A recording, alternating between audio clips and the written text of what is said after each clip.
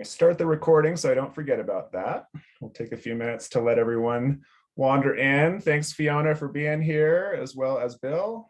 Welcome, welcome. Get the chat open. Hi, Faith, how are you?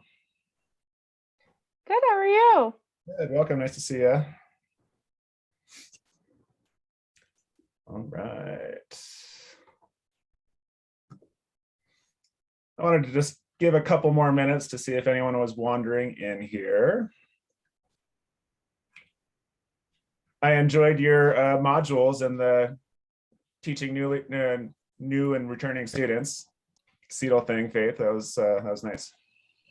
Thanks. Yeah, that was fun. A lot of it was done by a predecessor of mine, but it was fun to kind of see what she'd done and update it with a few new things. So yeah, I was happy to get through those courses over break before everything starts up again. I still haven't done that one. I really want to. So yeah. I think I'm not at this point in time, clearly not meeting the deadline, but do still want to engage with it. So yeah, until February 22nd, I think. So February. In my mind, it was January, and I was like, nope. All right. Let's go ahead and start with some introductions. Looks like Bill's still connecting to audio. Hopefully they're able to join. But I will go ahead and introduce myself. My name is Dan Curtis Cummins, go by he, his, and I am, as of the last year and a half, the faculty director of the Experimental College program, which you'll learn a lot more about here. And I'm so happy to be joined today by Montana and Stacy, who are both students at SF State, both undergrads who are amazing EXCO faculty, EXCO teachers. I want to call them faculty as well. Based on our last little intro, which I don't know if Montana or Stacy were able to join. But yeah, and that's me. And I also teach in the English department. So for the last 6 years, I've been a lecturer faculty in the English department, teaching first year writing. So that's how I know Faith and working with the librarian staff and first year experience committee and other things like that on campus. So I'm going to popcorn it. And go ahead and ask Fiona to introduce yourself, please. Thank you. Hi, everyone. I just was reading through all of the groups and this one just seemed really, really cool. So I'm excited to get to be a part of the group today. I'm in like a little weird in between. I'm currently working in our residence life team. So I work with our students in the residence halls, but I have a background in teaching. My master's degree was in teaching English and I taught that for a while. And I'm also a graduate student in the philosophy department. So I'm looking to transition back into teaching myself over time, but right now I'm working as staff. Great, thank you, Fiona. Hi, everyone. We're just doing some introductions, so welcome if you're just joining us. Fiona, would you popcorn it off to whoever you'd like? Oh, yes, I forgot entirely about the popcorn process. I will popcorn it to Jennifer. Am I the only Jennifer here? That's really unusual for Jennifers, so if not unique. So really good to see you, everybody. I'm Jennifer Summit. I'm the provost here, in 2016, two faculty came to me with a proposal to restart this wonderful thing called Experimental College, and so of all the things that have happened here since I've been sitting in this seat, I have to say this is something that just fills me with pride and joy, and it is so important, the work that you're doing. I'm so grateful. Thank you, Jennifer. We're going to learn all more about that, a little bit of the history of EXCO in a little bit, so thanks for that segue. Can you popcorn it off to oh golly, you know what, and I don't know who's I'm going to popcorn to Denise. Oh gosh, hi, thank you. I'm not sure if I fell into the right group or not. I was feeling around trying to figure out where I'm supposed to pop in. So I'm not sure if I'm in the right place. But anyway, I'm a professor in the Lamb Family College of Business. I've been at SF State since 2007. I teach primarily business ethics and business and society sustainability issues, undergrad and grad-wise. And I'm just excited to be here and share in learning more about how to be more inclusive for my students as they're navigating their way through university life and predominantly most of my students work. I mean, when I do a poll at the beginning of the semester, virtually all of them are working in one way, shape, or form. So I want to be supportive in that respect. Awesome. Welcome. So the Experimental College program is a great program for that. You'll learn a lot more about that today. Stick around. Would you like to choose the next participant? Sure. How about Stacy? Great.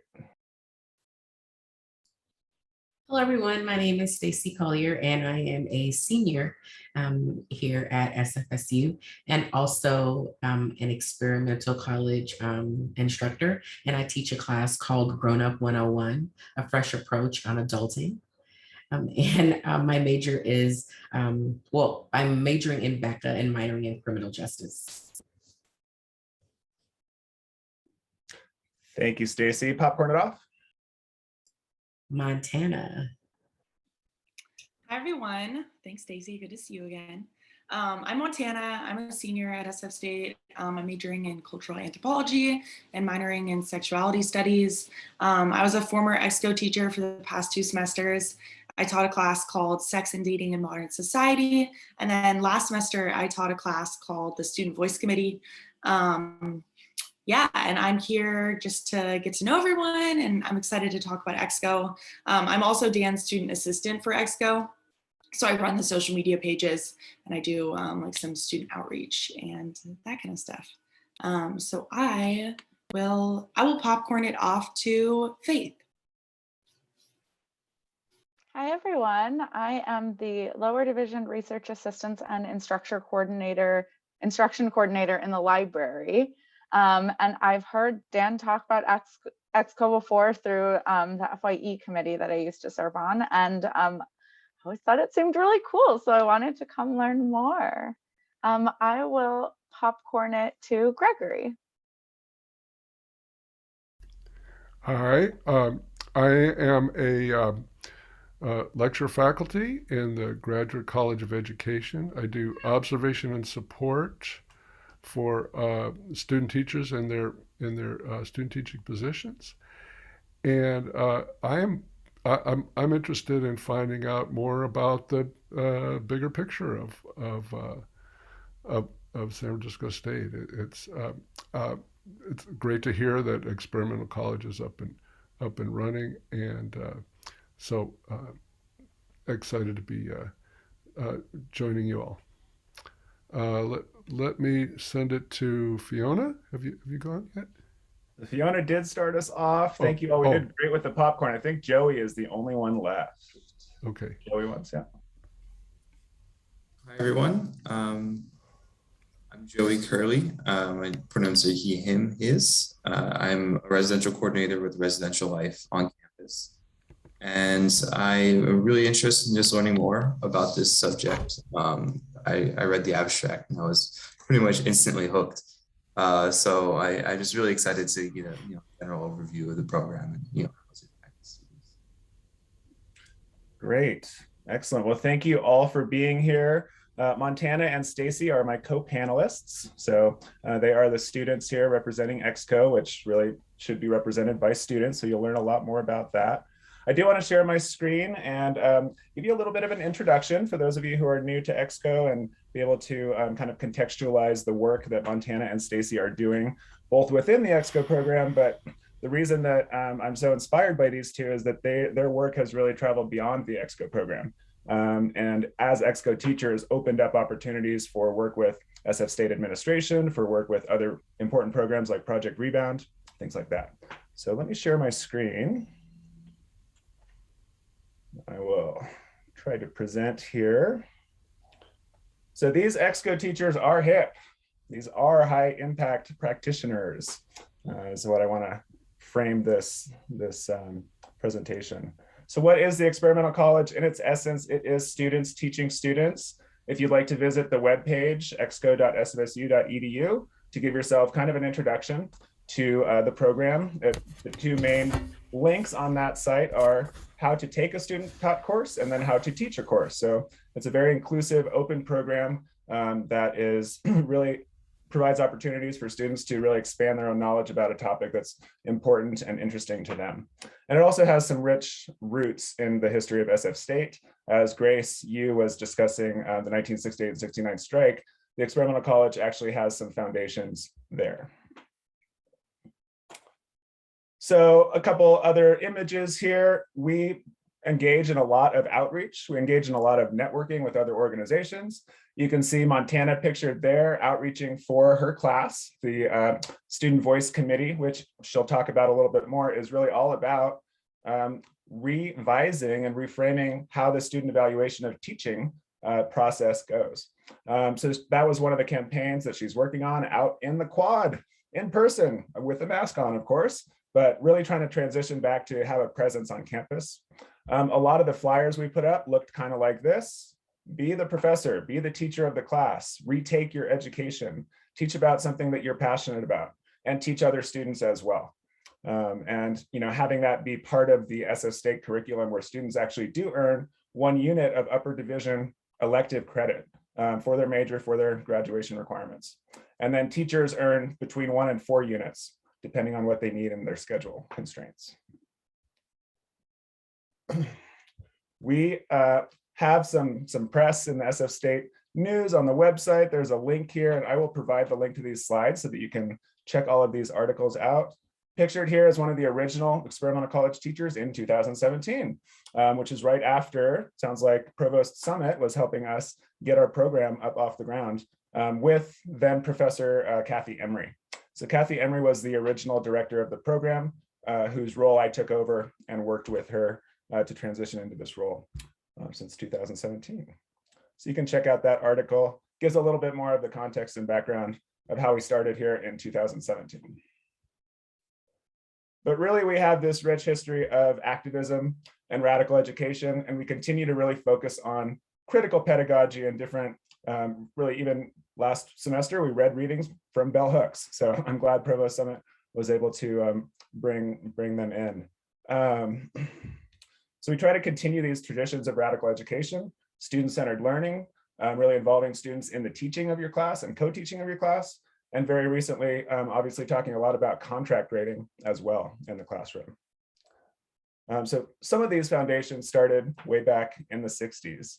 So to give you some context, how this started within the whole civil rights movement, some of the original organizers of the SF State Experimental College in 1965 were Jimmy Garrett, who was also the president of the BSU at the time. So rich kind of coalitions and networks of activists and organizers that were coming from many different places in the SF State strike, and the Experimental College was kind of integral within those.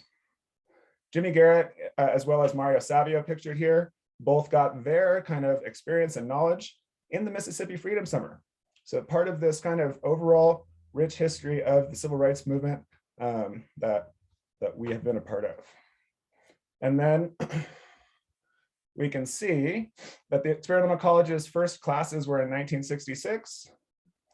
Actually, 1965 were the first 3 classes, I believe, 1966, and they really coalesced and led to the strike. In the interest of time, I'll allow you to kind of look at these later on. It's a news article from 1966, February. And the main premise is that this program was founded on is that college ought to be relevant to what's going on in the world and students' lives, and that learning ought to be psychologically related to students that are involved in that process. And just a quick progression of the program. So fall 65 was 3 student-led seminars. 66 turned into 22 courses with 350 students enrolled. I'll just mention that's about the average that we have currently in the program, about 22 courses per semester. In 1966, they were such a force back then that they raised it to 70 courses with 1,000 students. And then it really became a driving force of the strike demands within creating that College of Ethnic Studies, where many of the actual courses, as you can see here, taught in the Experimental College were kind of the incubators of some of these Experimental College, I'm sorry, the Ethnic Studies courses that would come in 1969. So with that quick introduction, I do want to introduce Stacy Collier and Montana Stearns Eister, who already introduced themselves, but I do have some questions that basically I will be having a little conversation with the two of them and then fully open it up to your questions as well. Like I said, these days we do have a short seminar before this semester starts where students are introduced to concepts of critical pedagogy, student-centered learning.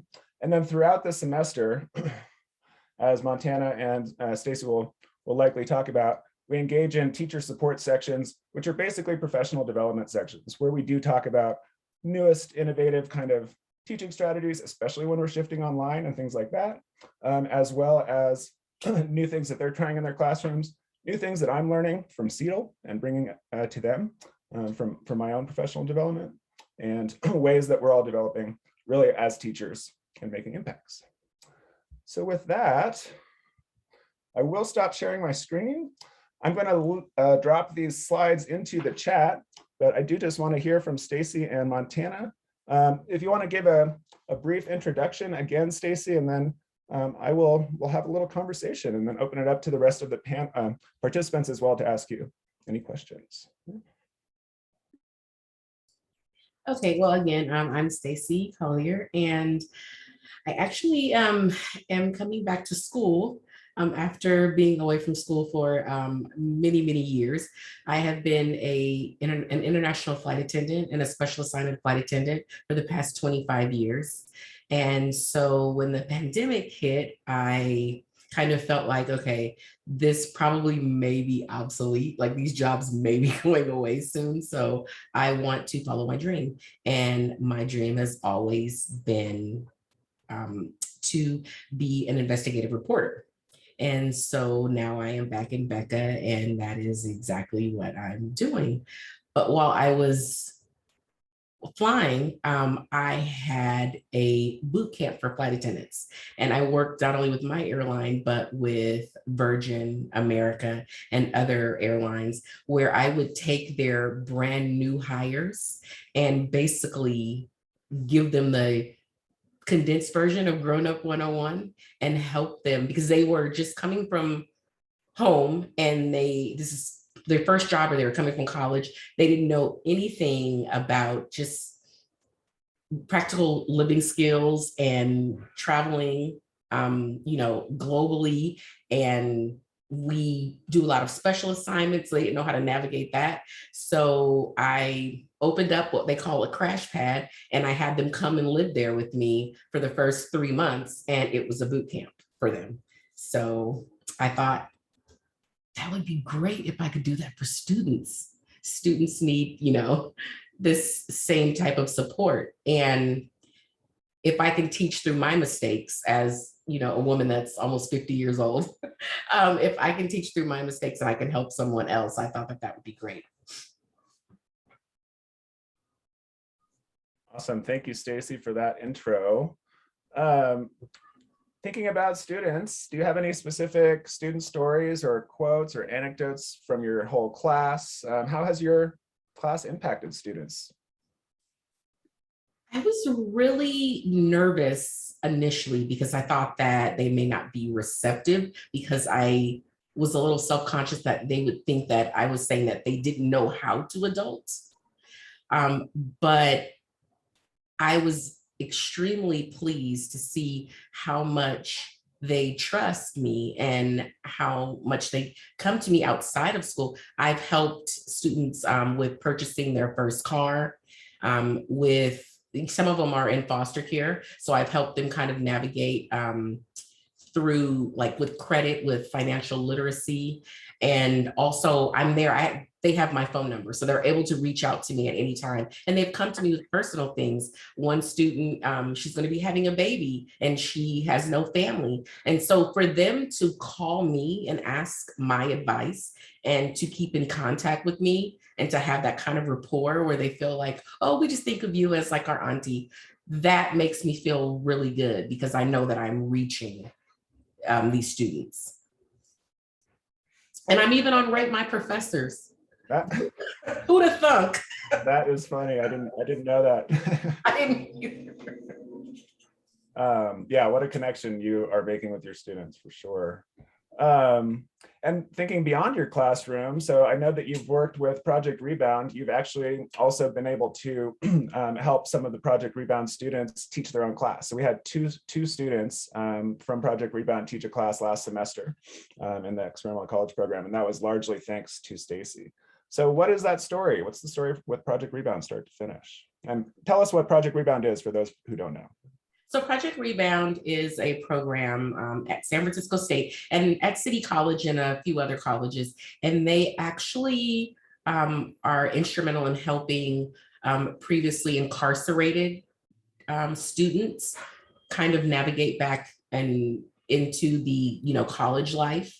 And so these are students that many of them have served, some of them have served life sentences. And so now they're coming back to college. They want, to change things in their lives, and they are going through Project Rebound. So Project Rebound provides all, the support possible for these students to be able to come back and matriculate and, go on to do wonderful things.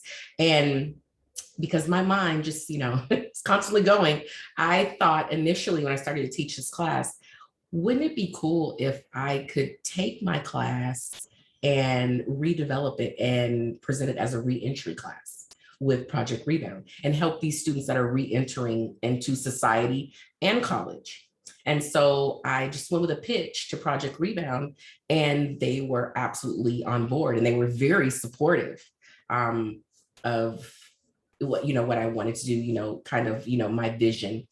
And so I've basically there's so many different versions of this class. There's a version for San Francisco State students. There's a version for Project Rebound with reentry. There's also a version that I'm preparing to teach for foster children that are aging out of the system in Alameda County. So that's how Project Rebound, that's how we got on board with, I got on board with Project Rebound. And I thought, you know what? If I have something to say, and if I have something that I want to offer, these students, they've gone through a lot in their lives. So maybe they would have something to say as well. So they allowed me to speak in their town hall, and I made connections. And now I have the support of Project Rebound. And I also have Project Rebound students in my class, which is great. Yeah, that is so great. Just to mention, if anyone has questions while Stacy or Montana are speaking, please drop them in the chat, and I'll either have you share them or we can share them. All right, thinking about other city and community orgs, I just left in the chat that Experimental College is founded on making many connections with community orgs, and so you are a great example of reviving that. Are there other city and community organizations or institutions that you've connected with as well, who kind of want you to proliferate your class into their realms as well? Yes, I am working. It's a process, and I'm learning how, the bureaucracy, how that works, with the government, and how it's really difficult. They love the idea, but just, it coming to fruition it takes a long time. So I have been approached by the Alameda County Resource Family organization. Obviously, I'm working with Project Rebound, and also the Willie Brown Fellows. I actually sent a proposal to do some form of this class with the fellows because actually interestingly enough, one of my best friends is the Chief Human Resources Officer for Public Health for the City and County of San Francisco. And she says, we don't even really use our fellows because there's a lot of immaturity. And that just really saddened me that that's the case. So I said, well, you know what? Would they would they accept a pitch? And maybe we can present this class as a workshop with the fellows and other smaller organizations that are dealing with commercially sexually exploited, women that are being, kind of going through rehabilitation and going back, re-entering into society. I also am working on a workshop for them as well. So I just want to offer this to whoever needs it. I'm happy to offer it to my fellow students, but I'm going to be graduating. So whoever else in the community needs this, anyone, that's underserved or who, would just benefit from it. Yeah, or as many experimental college classes do, one of your students could teach the class next semester if you're not here anymore. So one of your students becomes the expert and teaches. All right. Thinking about you talked about your goals to be an investigative reporter and your involvement with Becca. What are some of the other projects that you're working on in the Department of Broadcast and Electronic Communications Arts? I am actually working on my first documentary, and it is about EXCO. So I'm hoping to put San Francisco State's, experimental college on the map with this documentary. I'm so proud of EXCO and the class that I teach and the classes that, my, other students like my, Morgan, and I'm sorry, Montana and other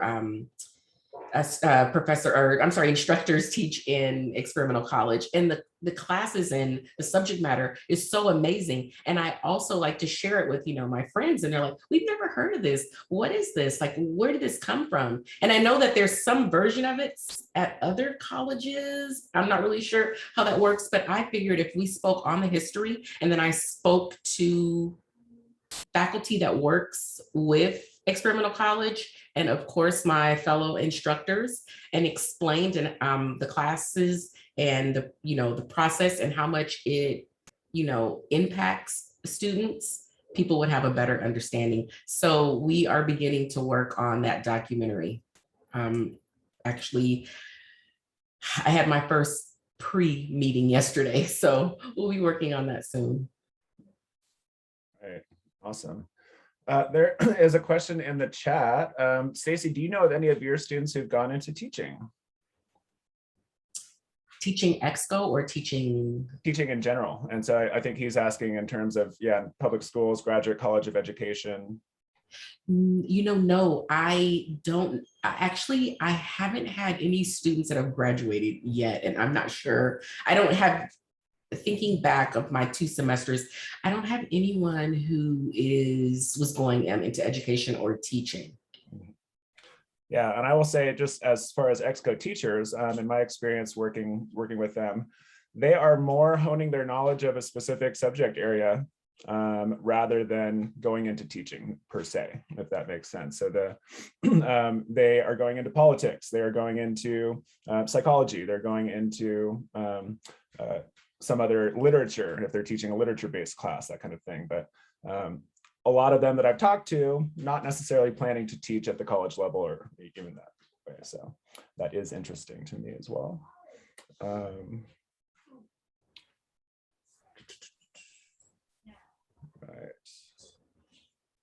Right. Stacy, last questions here.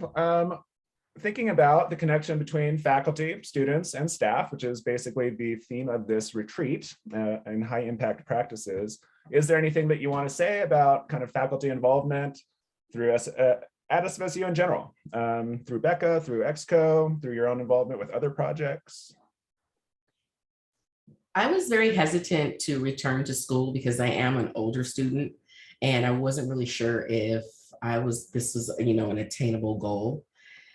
And my Becca professors, Marie Drennan, Erica Pulley, Olga White, Ashley Larson, Andrew Hongo, they absolutely made me feel so comfortable that I felt like, okay, you know what? I am going to take a minor. Like, not only can I do this major, I am going to take a minor. I met Dan, and I was just amazed at this program.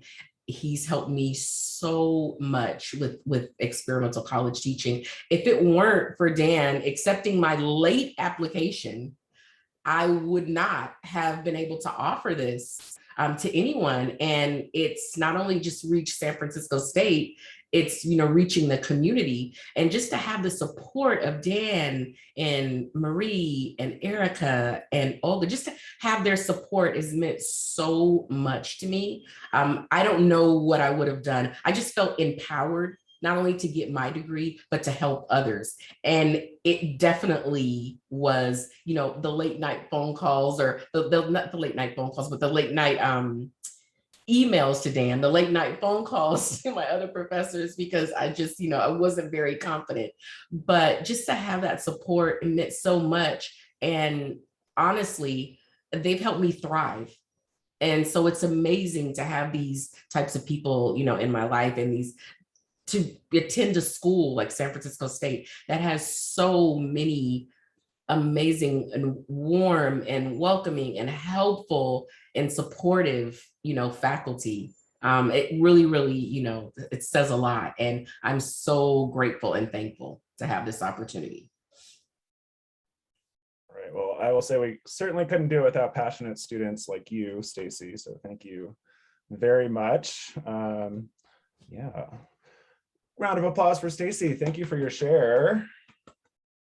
Any questions for Stacy from the crowd? And by the way, Jennifer, I did put that note about U of R. So we are building a kind of a library of other experimental college programs. So look into that. Denise, please. Yeah, I was just going to add, because I oversee the general biz program in the Lamb Family College of Business.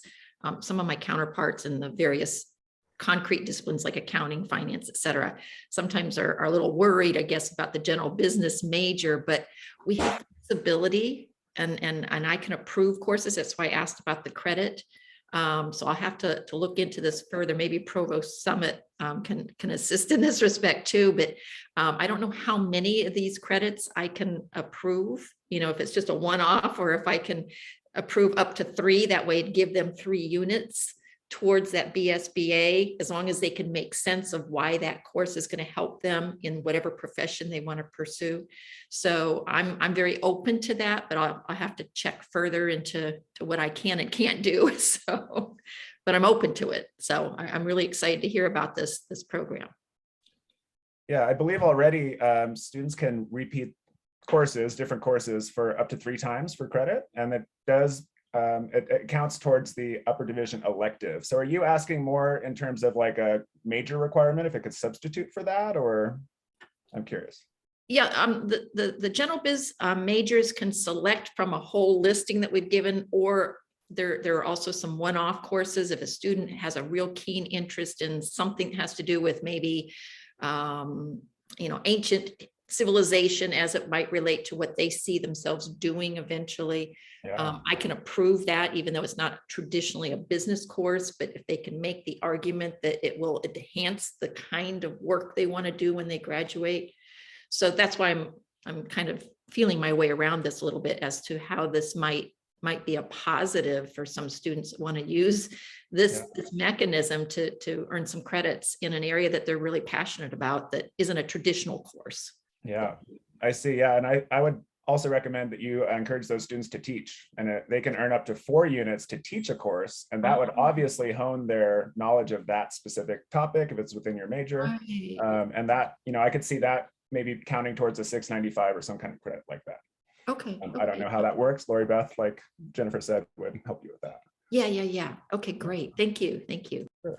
Dan, can I just wanted to quickly, if it's okay, I just wanted to share with you all what I teach, because I know that it's kind of vague, like, okay, Grown Up 101, what is it?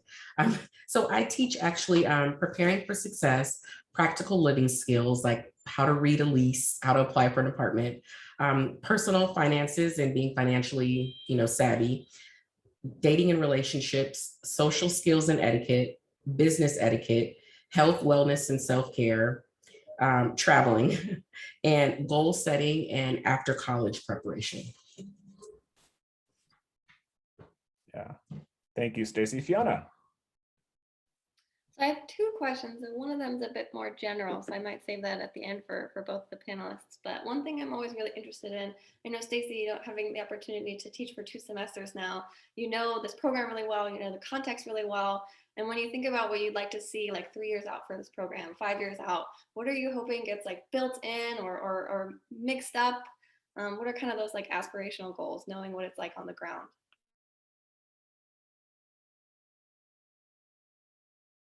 Stacy, you're muted. Sorry about that. I don't know if it's possible, but I'm hoping to see a lot of these classes are turned into actual minors or actual certificates or programs, because some of them are really helpful. And I'm not sure how that would work, because I know that you need a master's to teach, and I know that there's, so much that, goes on with that. But I'm hoping to see that some of these classes are grouped together and possibly turned into actual like programs, like certificates. I don't know if that's possible, but you can always dream. Right. Any other questions for Stacy? And we'll move on to hear from Montana. Stacy, did you have a favorite moment or something that, struck your heart as special from one of your students within the last year of teaching that you want to share? You know what? There actually has been several, but I think, so I was invited to Discord, and usually professors aren't really invited to Discord. I mean, that's their space, but I was invited to Discord, and the things that they said about me literally were like tear jerkers. Like, they trust me, like I, gained their trust. And the messages that they leave, after class is over, and asking, will you write something for me? Will you write a letter of recommendation? And I think that those moments really like touched my heart. But to see myself on Rate My Professor, and to see the review that was left, that did it for me. Like I can be done now. Like that was it.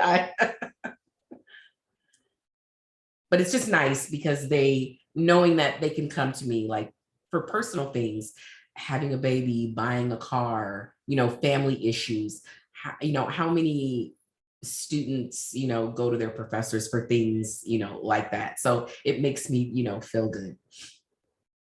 Thank you, Montana. All right.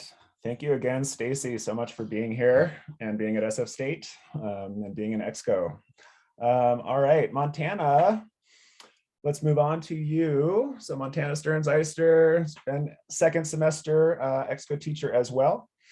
And I want to start by asking you kind of the impact that EXCO has had on you as a student at SF State, especially kind of joining SF State as a transfer student during the pandemic. So yeah, if you want to start there. Yeah, thanks, Dan. So when I transferred to SF State in January of 2020, so you can all imagine how that one turned out. But I had this idea in my head, like after like going to City College in Santa Barbara and like taking a lot of time off from school, I had this idea of like this fresh start in my mind, joining SF State. And I really promised myself that beginning school again, I was going to be an active learner after so many years of like never raising my hand in class, sitting in the back of the room, and never really creating that much community for myself within my college experience. But then the pandemic happened, and like the idea of making that happen for myself was even more challenging than it was, transferring to a new city and like living here alone and not knowing anyone, and like still trying to be an active learner on campus in person.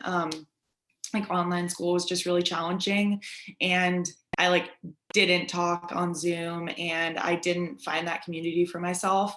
And then like being a social and cultural anthropology major, I felt myself just becoming more of a person who was like thinking about and challenging larger social structures within our society, especially education. And when I heard about EXCO and I heard about all these students who were teaching and like challenging our rigid, system of education that's set up right now, I was like, sign me up. So I taught my first class for EXCO a year ago, so in spring of 2021, and I taught a class called Sex and Dating in Modern Society, and I really wanted to look at like the history of dating through an anthropological lens, and just talk about the way that like modern technology has changed the way that we go about finding romantic partners. And so I taught that class, and like I not only like found this community through like-minded individuals who I was teaching, but I also found this like backbone of other people who are also EXCO teachers who are just the most kind, non-judgmental, inclusive, like sweet human beings who like, I genuinely felt like we all cared about each other.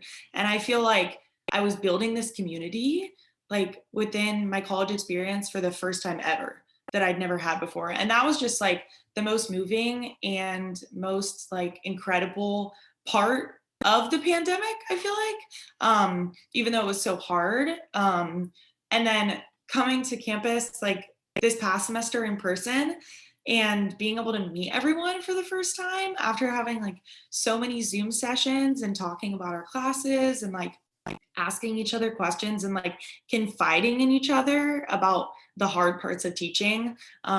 Even going to like our teaching greet in December that we had and being able to see everyone in person and like talk about the classes that we were teaching was just incredible. So I really felt like, and still feel like I found that community that I'd been looking for forever. Yeah. Awesome. Thank you for that. That was really beautiful, Montana. How has your class impacted students? And thinking about, same question I asked Stacy, are there any specific stories or quotes or anecdotes from the classroom or anything like that? Yeah. So when I was teaching sex and dating in like a year ago, a lot of my students were still living at home. Most of my students still lived with their parents. And none of my students were like sexuality studies majors or sexuality studies minors. No one was like a psychology major. Everyone was like business, marketing, kind of like that kind of realm, I guess. And it was really cool because it was like, I feel like these students signed up for my class because they were like, I want to like talk about sexuality and like sexual health with a group of people because like I can't in my own life, like I don't talk to my parents about this kind of stuff. Like I live at home and like I lock myself in my room when I have this Zoom session with you guys.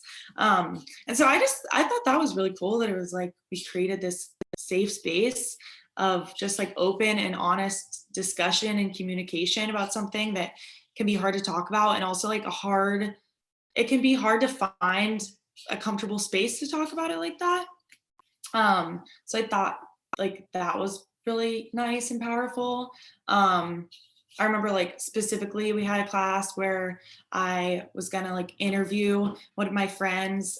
He's Nepalese, about like pornography and like our ideas about like how pornography's changed throughout time, but it ended up like turning into like an incredible conversation about like talking about sex in Asian American homes, and just like the stigma around talking about sexuality. And so I just felt like even though I had topics for that class that I had in mind, it honestly just changed into like the ways in which we talk about sexuality with family and friends and how that should change. And then, so this past semester, I taught the Student Voice Committee, which was a class where I worked with the co-chairs of the T Task Force, which is the teaching effectiveness assessment task force, along with Dan, where I worked with 3 other students to discuss what students need out of their education, what students want out of their education, and to gain input to eventually recreate the SETIs, the Student Evaluation of Teaching Effectiveness. And so we spent this semester talking about, openly discussing and giving hypothetical feedback to our professors about the way that we learn, about how our learning strategies are different than other people. The way that we participate in class is going to be different from the way that we participate in class person sitting next to us. And then we actually created some surveys that we put out on campus to gain input from, a wider range of students about what they need out of their college experience. So my class was really, really small. I only had 3 other students and then me. But my students, I feel like, told me at the end of the semester that they really felt like they were like part of something larger in that class, and that we were participating in something that wasn't just in a classroom level, that we were actually participating on something university wide, and hopefully larger than university wide, education wide, and changing education in general. So yeah. Awesome, thank you. Again, anyone has questions or comments, please leave them in the chat. So focusing on the Student Voice Committee now, which was what you just described, you had to work with some administration and faculty in that experience. And so what was it like working with the T Task Force, which you primarily worked with Wei Ming Dariotis and Brad Erickson? What was it like working with those two? Yeah, so it was definitely very different from anything that I've ever experienced before, especially just being an EXCO and like working with a lot of students. And then Dan, you being like the primary faculty member that we interact with, almost daily. Working with the T Task Force, and teaching the class on my own was really different. And it was really enlightening to be able to, experience an entirely different side of the university. From coming from my student perspective, especially in EXCO, I mainly interacted with students, and I feel like I was always talking and discussing and, experiencing the student perspective of going to school.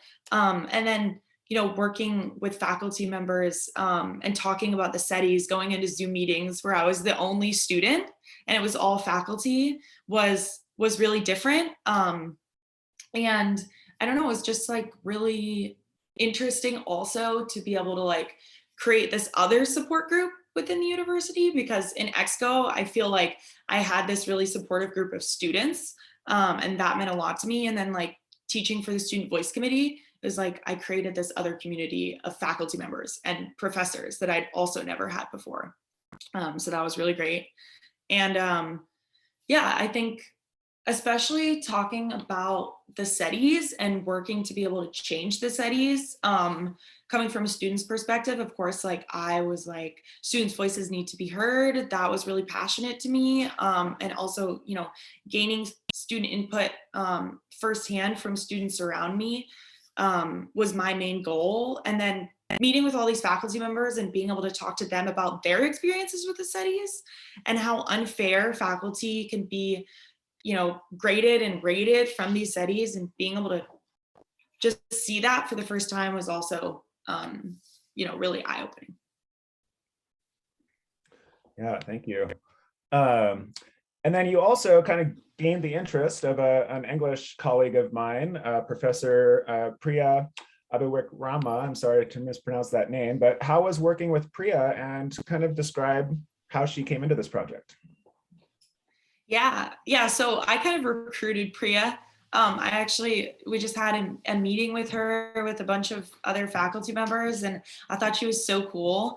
And I thought just the ideas and like the enthusiasm that she had for the class that I was teaching was just like so heartwarming. So I emailed her and I was like, hey, do you want to be part of this project? Like, you should start coming to these meetings weekly with us. And she was like, yeah, sure. And she's actually a graduate professor. She actually teaches a class all about teaching evaluation and evaluating herself as a teacher and as a professor. And so I thought she had like a lot of just like insightful experience to share with me. And so she was great. She was kind of like, just like Dan is, like kind of another support system for me teaching this class, especially since I was teaching it on my own and it really never been launched off the ground before. Like, it was such a grassroots project. So having her, join the project and be there, and, her showing up in these meetings for me, and she even came to our teaching greet in December, and that was like, that meant so much to me. So it was great. Again, I think that I asked that because she just joined the group. Like, what faculty involvement from SF State? I really love it. And then thinking about your future with the Student Voice Committee. So you're not teaching in the spring, but you are still part of EXCO as the student assistant, as you said. So what are your future goals? What do you kind of envision the Student Voice Committee doing this semester? Yeah. So I am still going to be, involved in the Student Voice Committee, and I'm still going to be the student assistant for Dan. I'm also part of the EXCO club. So we were able to make the experimental college an official club last semester, which is great. So now my plans are that I'm going to be kind of the leader for the Student Voice Committee within the EXCO club. And really, this is the best way for students who aren't able to do, I guess, traditional club activities like table or chalk, or even get together in person, for students who are choosing to take their semester fully online this semester, can become involved in the Student Voice Committee through the EXCO club.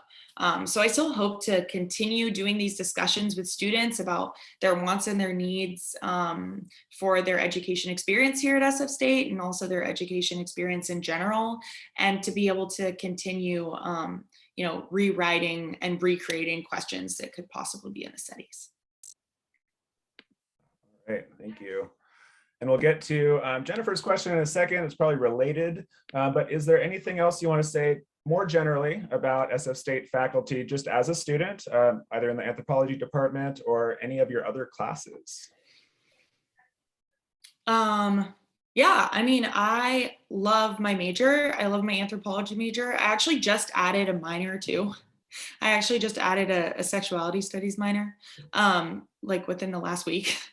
So thanks to all the sexuality studies department professors that read my 10 emails a day as I scrambled to get this together.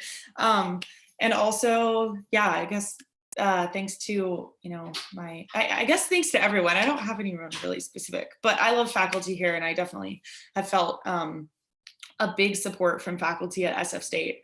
Because actually, I always thought that going to City College was the best college experience that I'd had, and I always felt really supported by my faculty there. And I heard these stories from friends who went to UCs who were like, I've never even gone up to my professor before in class. I would never do that. I've never been to office hours. It's but I love that, and I definitely feel like I had a similar experience to my City College experience coming here, and just the support from faculty. So, and thanks for all of you for coming. Yeah. I want to give a shout out to our kind of primary staff member as well in the experimental college through DUOP. Her name is Mari Fong. I invited her to come to this panel, but she wasn't able to. But she does a lot of the behind the scenes work, like getting your classes in the schedule officially, and making sure that the classrooms are there, and making sure that you have the equipment that you need in those classrooms, as well as helping out with really the whole process that Jennifer Summit helped with to get these classes accredited, to get these classes graduation bearing credit towards in their majors, in students majors as well as teachers majors. So yeah, for both Stacy and Montana, have there been any staff on campus who have really stood out in your memory here at SF State? I'm just curious. Dan just wants us to give him compliments. No, I'm not staff, not me, not staff, I'm faculty. I'm just kidding. I did not mean for that. Staff. Anything come to mind? For that, we're talking about people in the department offices, your financial aid offices, any advisors that you had. So any of those people stand out in your memory? I'm curious. My advisors are actually my professors, but they've actually been a really huge help. Erica Pulley, definitely, and Ty in the Becca office.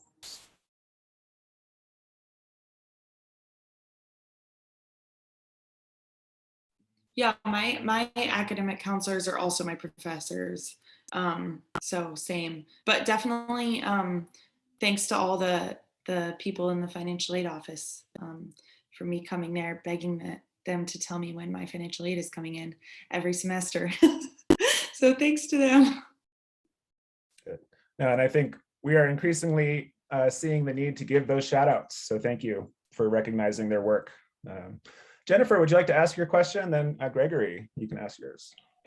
Sure, I'd be happy to. And this is a question for Stacy and or Montana, either or both. Just curious about how your experience as teachers has fed back into influence your experience as and perspective as a learner in your other classes. Like, does it change the way, Montana, you said one of your goals was to be a more active learner, and so I'm just curious to hear more. You know, did you find yourself learning differently as a result of your teaching experience?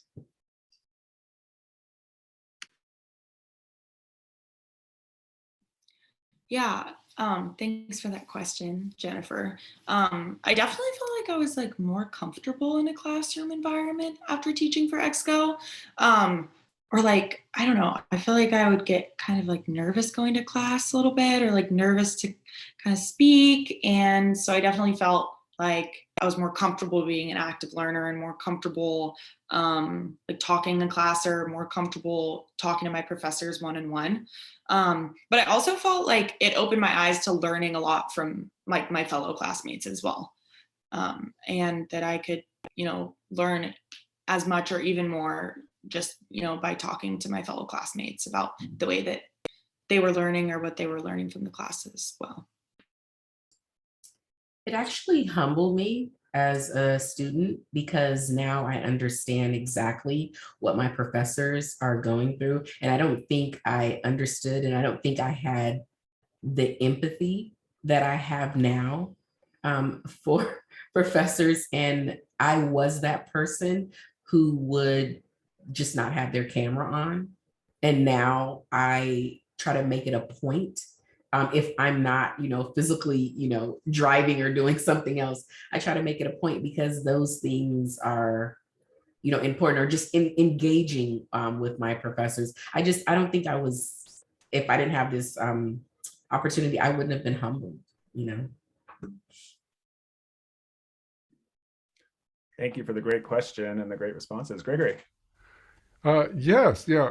Question for Montana. I'm so glad that you and your group tackled the CDs, and I'm curious to hear what your experience was with the Academic Senate and the union. You know, how receptive were they to your recommendations, and do you feel like they listened to you? Yeah. So I actually honestly personally didn't have a lot of experience talking to Academic Senate yet within my experience teaching the Student Voice Committee. But from my experience working with Wei Ming and Brad, and what we discussed throughout the semester, I definitely felt like the university was on board and was in support of, you know, the changes that we needed to be made to the SETIs. And yeah, so I guess I don't have a lot to say specifically about, I guess, my personal experiences with the Academic Senate. But I'm hoping that with the continuation of the Student Voice Committee into this coming semester, that I will be able to have more of a personal experience with that. And I will have more to say. Yeah. Just to follow up on that, Montana, did you learn anything about how the institution works and how the wheels are sometimes slowly moving? And when do you expect maybe that the Academic Senate might see your recommendations? If you have any ideas about that.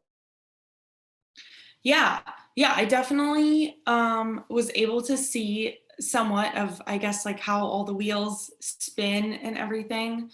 I guess I don't know exactly when you know, our recommendations will be accepted or approved in the future. I think that this project isn't immediate. This project is a very much long-term goal that you know, is in continuation of a process that could even be continued for years into the future.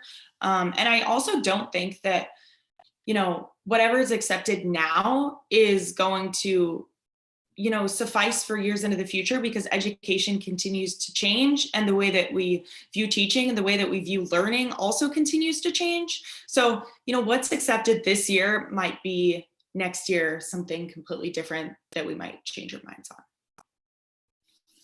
All right, thank you. Faith, would you like to ask your question? Sure. I was curious how both of you went about designing your courses. I know when I first taught a semester long class, I had like lofty aspirations at the beginning, but then like there was also then a lot of like, what are we doing tomorrow? So I'm curious about that experience for y'all. And I was also curious about how, it's similar to Jennifer's question, but almost the inverse, right? How did your experience as a student experience how you wanted to approach teaching? Sorry, that's 2 questions. I think, well, personally, with my course, I sat down and I thought, okay, for this college student that's walking out of college tomorrow and walking into their career or whatever is going to happen next, what do they need to know to be successful? And I thought, okay, if you're walking out of the dorms, you have to have somewhere to live. You have to know how to budget. You have to know, how to handle your finances.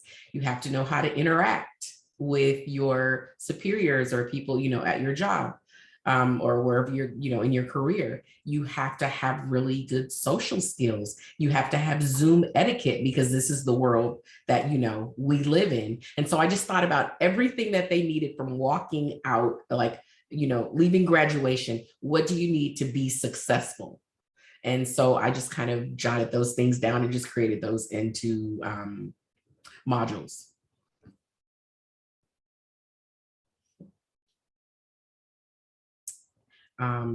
Okay. And then the other part of the question, how did my experience as a student? I thought about everything that I screwed up on when I was a student initially. I thought about those things, and I thought about, okay, how can I help someone else through my mistakes that I've made?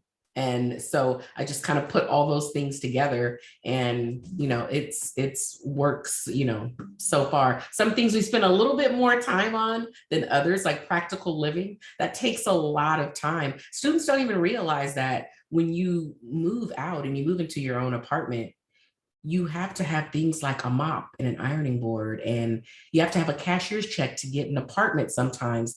My class didn't even know what a cashier's check was this semester. So, these are things that you wouldn't know until you need to know. That's awesome. Thank you. Sorry, I'm just grabbing a computer charger. 1 second. No worries. We have about 8 minutes left. Fiona, you can ask your question then when Montana gets back. Sure. Yeah. So one of the things I'm always interested, I know we've got 2 Residence Life team members on the call today. And I know personally, one of the reasons I really wanted to come into this session today is that I do work with some student staff who teach 1 credit courses, and it's really cool to hear about their experience. But on a general way, I think on the Res Life team, we're always looking to help students build more lines of connection into their network of community. And that's been really hard to do over the last year in particular. And so I think that there are probably a lot of students in our residential community who would be interested in learning more about what you all do, whether it's maybe they teach a class in the future or they'd love to be in a class like this. And definitely some of the life skills you're talking about, some of our residential students could really use some time to explore with folks who know how to kind of guide them through that. And so my question is really general of just like, how do you already get the word out? Are there ways that maybe in the residential communities we can be helping with that, right? We do a lot of bulletin boards. We take students to a lot of events. I know I saw a picture at the beginning of this where you were tabling, right? We take students to that sometimes. So what do you already do, and how can we help connect people to a really cool program? Social media coordinator, you want to take this one? Yeah. So I would definitely say, just from what you said about like the past year being hard in connecting people, I would say, probably a lot of students are really connected through social media. At least I know that I have been throughout the pandemic, where I'm not seeing as many people, but the way that I'm connecting, like with other like-minded individuals and my friends is through Instagram, Twitter, etc. So I would say definitely get them in to follow and keep up with the social media pages. Like you could even involve that, in a flyer, I guess, like on the board or something. Definitely bring them to tabling. I tabled a lot last semester. Hopefully I'll be tabling again this semester. And I'd love to meet some of those students. Yeah, Dan said the newsletter is available. We also post the newsletter on all of our socials as well. And yeah. Fiona, do you by chance know Aaron Farrell? He's a residential advisor or RA, I suppose, in the res halls. I don't work with Aaron. Do you know what community they're in? I don't actually, I don't remember. But anyways, he's been an EXCO teacher for the last 4 semesters, and he actually gets it out through his residential hall. So we do depend on a lot of our teachers just to spread the word of mouth, as well as create flyers for their own class. Whenever they're advertising their own class, we're always supposed to be advertising all the classes as well as a community. So this is my class, and then there's all the other 22 classes on the EXCO website, that kind of thing. So yeah. And then I'll let Stacy or Montana say anything else. Stacy, any other ways that you outreach? Stacy's class fills up like that every semester, so she doesn't have to do a whole lot of advertising, which is funny. But.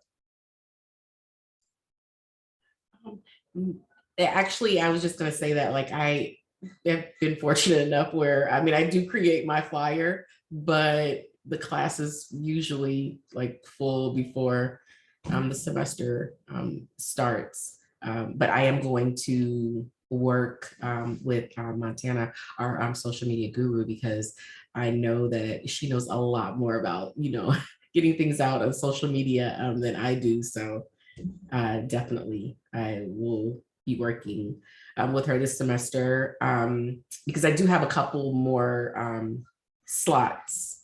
So I'll be working with Montana. I think that's the best way. And hopefully this documentary will help with, getting the word out about EXCO. I actually also had something that I wanted to add, just if anyone's interested. Last semester, my class hosted a panel. It was a HR panel, and it was basically most HR directors from different departments in the city and county of San Francisco and from the private sector. We actually had someone from Google Analytics come to explain like resumes and algorithms and how, resumes and cover letters, are chosen. And they were so excited to do that last semester. They've asked to come back for spring. And I reached out to every department. I reached out to like the business department, and I reached out to, the nursing department, anyone who's interested. So I'd like to extend that invitation to you all. If I'll put my email address in the chat, and if you could contact me to let me know if you have students that are interested, because they were looking to hire people. They did make connections, and that's what they come there for. I wasn't able to get a webinar access through San Francisco State, so the city of San Francisco has agreed to host the webinar for us. Oh, that's great. Those will definitely be announced in the newsletter. The documentary will be available on our website. It'll definitely be in the gallery of student work. So on the exco.sfsu.edu, there's a few different subpages that have lots of different past work, history, student work, things like that, as well as the newsletters. So any future work will be definitely posted on there as well. 2 minutes left. Any last burning questions, or would anyone like to add anything or words of appreciation for Stacy and Montana?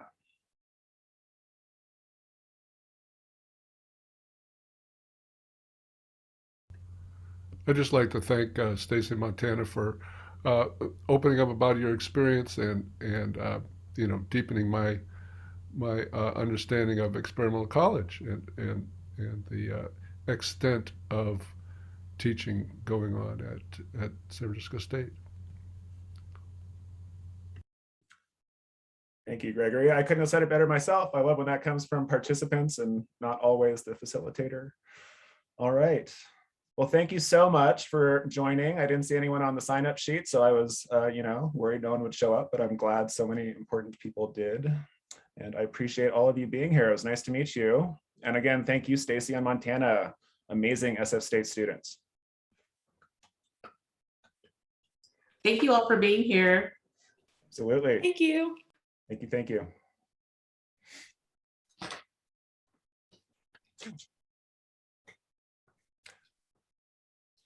Bye, Gregory. Thank you both. You're amazing. Was that a little stressful, Stacey? No, actually, it wasn't that bad. I just always get nervous when I No, of course. Me too. I'm gonna Everyone was stop the really chill recording though. here.